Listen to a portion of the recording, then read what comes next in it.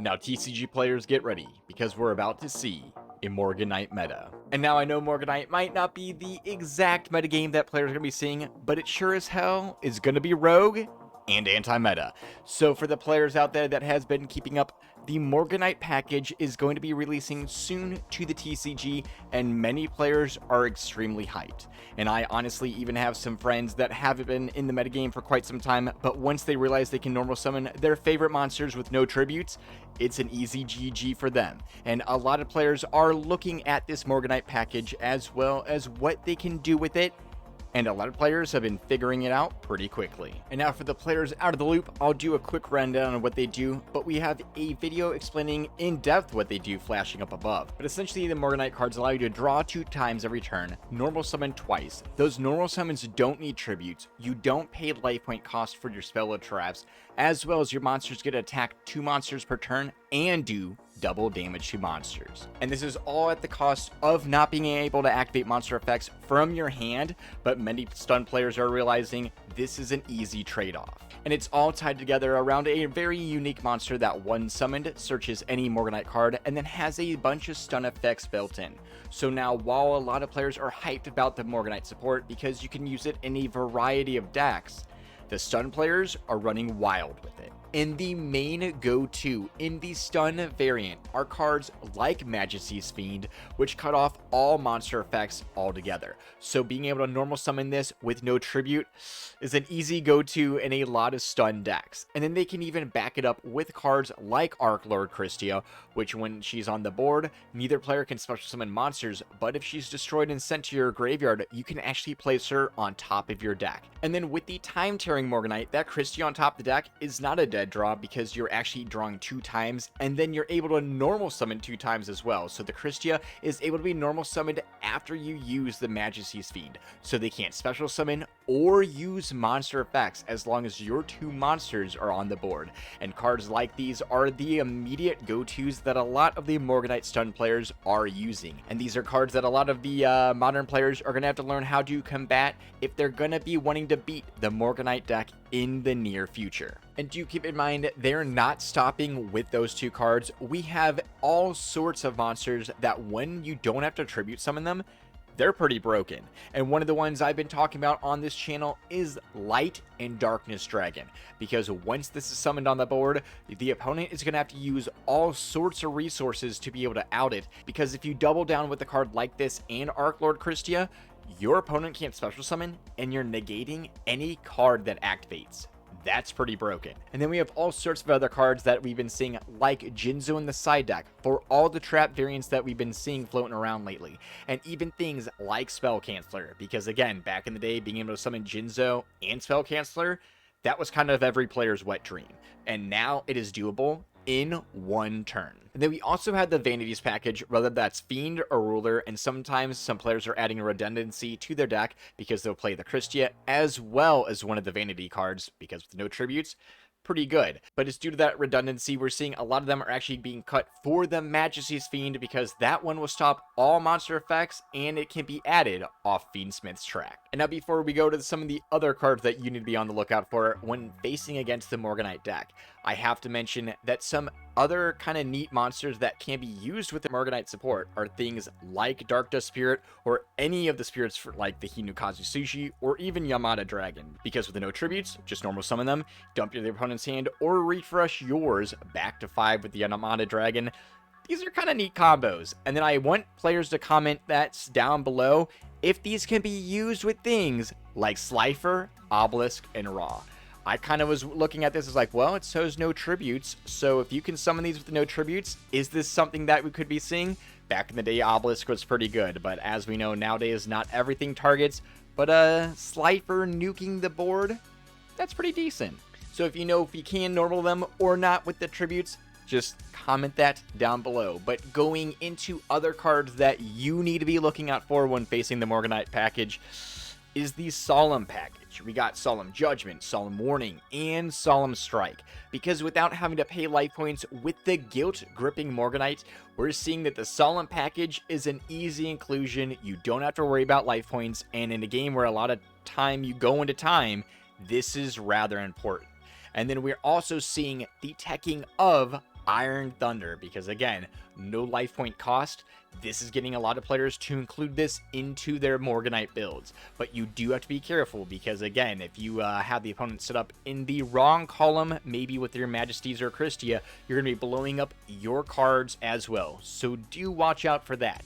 And then another card that, if you don't have to pay life points, is pretty good. We have Soul of the Supreme King. And as some players have been kind of mentioning this, rather it's been here or there, but not having to pay life points and then summoning out the Zark package as well as some other creatures is something that some players will definitely be teching in the near future with the Morganite support. But I have to quickly note, we can't mention the Solemn package and the Iron Thunder without their best friend, Bountiful Artemis, because as we know, Konami knew the counter traps would be huge and had to include this in Stampede because they knew players were going to be hyped. But one of the main cards I wanted to bring up here is a card I actually wanted to talk about on the channel for quite some time, but never kind of had the chance, so here we go. And that is Mind Drain.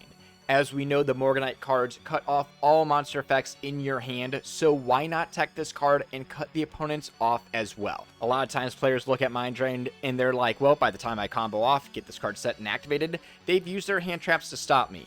And that is pretty true.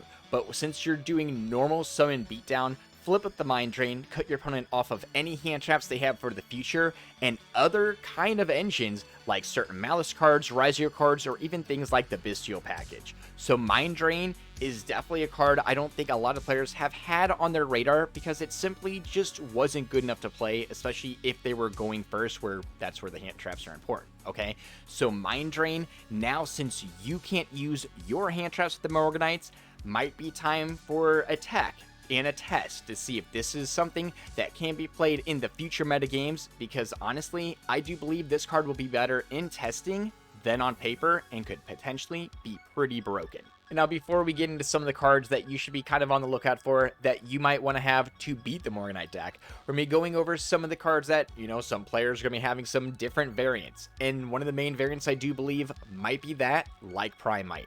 We know normal summon Blue Eyes, no tribute, double damage, that's pretty good. And like I mentioned, the Morganite package itself has been getting a lot of older players, regardless of how meta they want to be, just back in the game, because this is pretty fun and allows a lot of decks just to thrive, even if they're not that good. And that's what a lot of players love about Yu-Gi-Oh! So Primite, Morganite, you know, could definitely be a thing. You don't have to pay life points for that Primite Roar. You'll have access to the Drill Beam. And again, normal summon Blue Eyes. And gotta mention, that Morganite level 4 that searches, it's a spellcaster, so you can link that into the Spirit. And then in the Spirit of Stun, you gotta know when you're playing against these Morganite decks, they're not going to play fair. So expect to see cards like Anti-Spell Fragrance, the Secret Village of the Spellcasters, because as we know, they can normal summon spellcasters with no tribute, or bring them out with the Primite cards like Cosmo Queen, play the Secret Village. That's pretty rough, because you won't have monster effects, you won't have special summons, so you know the next thing they're going to go after are those spell cards, and that's why some players are even using the Spell Canceller. And then we also have other lockdown cards like Deck Lockdown, because again, we're just going to see a lot of these stun players stacking more stun cards onto their normal summons, just keeping you cut completely out of the game. So do keep in mind that all these cards will be included in the Morganite package just to shut you out. And then I think a lot of players have been kind of eyeballing this, and I think it's something that we'll be seeing, and that is the Eye of Truth. And that is because it will keep the opponent's hand completely revealed for the entire game. But yes, they gain the 1,000 every time they have a spell card in their standby phase. That's whatever. But as we know, with these stun players, locking them down, having Solemns face down, knowing exactly what's in the opponent's hand will be broken. And Eye of Truth is just one of those cards. It's only a matter of time before it gets used and abused as well. But I can't just say that this deck's going to smack you around a little bit without giving a few options of how to potentially be combating it. And I think the normal ways to beat this deck are things like Raigeki, or even that of Lightning Storm. We see things like Christia, Vanities. It really doesn't matter unless they put up a Light Darkness Dragon, what they have. If you're able to crack their board and then proceed with your combo lines, this will actually be decent. We know you might have to clear the back row with things like Harpy's Feather Duster or the Cosmic Cyclone, down because, again, they got the Solemn Judgment face down and they don't got to pay life points. So this is something you do have to keep in mind when facing the Morganite decks. But aside from that, board breakers are going to be pretty good. And then since they are utilizing things just to cut you off of your monster effects and special summons through their monster effects, cards like Dark Ruler No More or even the Forbidden Droplets are going to be huge against this matchup. So do, keep those in the side decks because, as we know, Droplets is still pretty popular here and there, and Dark Ruler No More will have its time to shine in the future, just like we've seen in the previous meta games. And then we even have crazy cards like Crush Card Virus, which, yes, isn't an end-all be-all, but hey, being able to blow out an entire opponent's hand because, as we know, all their monsters will be 25 or more, they probably won't have any effects that are going to be going off when they're sent to the graveyard from the deck. So, if your deck can play it, definitely check this out. And then if you're playing some decks like the crazy Mimighoul, you have things like Mimighoul Dungeon, where if you go first, put a set card to the opponent's board, play the dungeon, and then your opponent can't normal summon at all when they have a set monster on their board. And then that is an easy GG. So if you're playing Mimighoul, hey, there you go.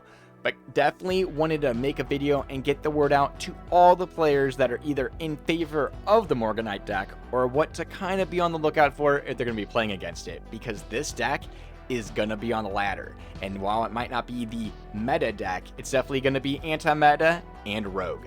So, whether it's looking out for the Majesties, the Christia, or maybe even the Mind Drain, definitely comment down below what you think is going to be the most annoying version of this deck, or even what you're hyped about if you're looking to play this build. And as always, guys, check out the video flashing up above if you want to know in depth about the Morganite cards. And as always, stay safe, have a good night, and suck it, nerds.